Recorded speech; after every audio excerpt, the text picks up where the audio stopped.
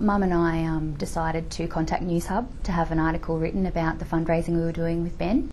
We've had a wonderful reaction from the department as a whole in regards to the story. We've definitely had a lot of positive feedback, as well as a lot of very generous donations from not just the colleagues that we know, but also people we've never met before. Well, I'm currently acting as the manager of the Carer Smart Centre here at Wagga as part of the Smart Centre division. My mum Julie also works here. She's an authorised review officer. We've worked for about 10 years together, which has been really good.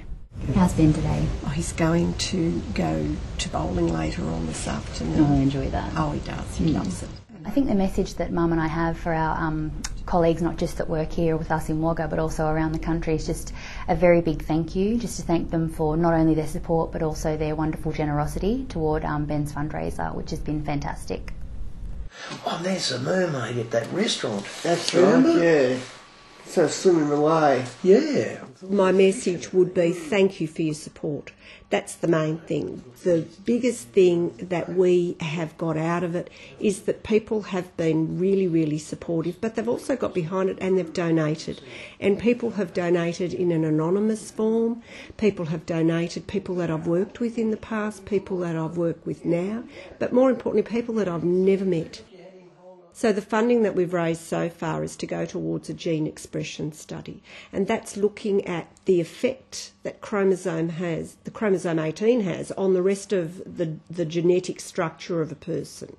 So that is what the funding is going towards. The next sort of funding that they're looking at is how the chromosome 18p manifests itself in people, as in how it affects their mannerisms, and a general study about everything that 18p does to a person.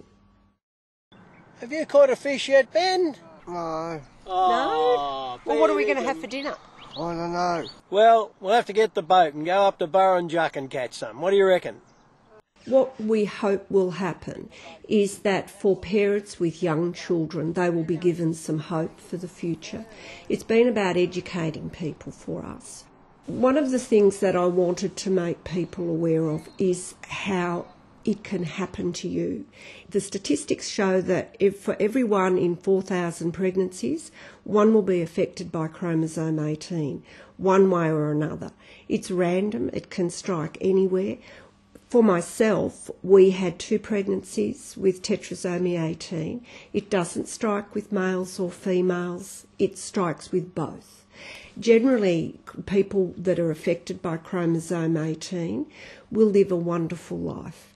But those who have trisomy 18 and other severe forms of chromosome 18 don't make it past that, they're not live births. So the incidence of those, unless they're actually tested after birth, it's unknown. There are many more than you would realise. It's not as rare as people would think.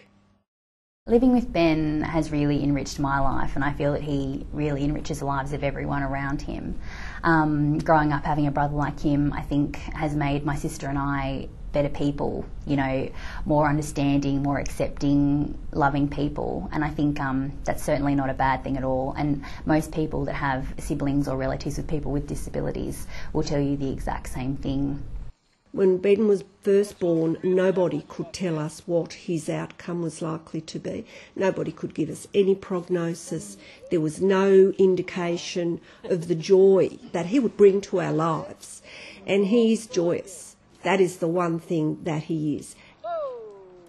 Our hope for Ben for the future is that he will live a long and happy life.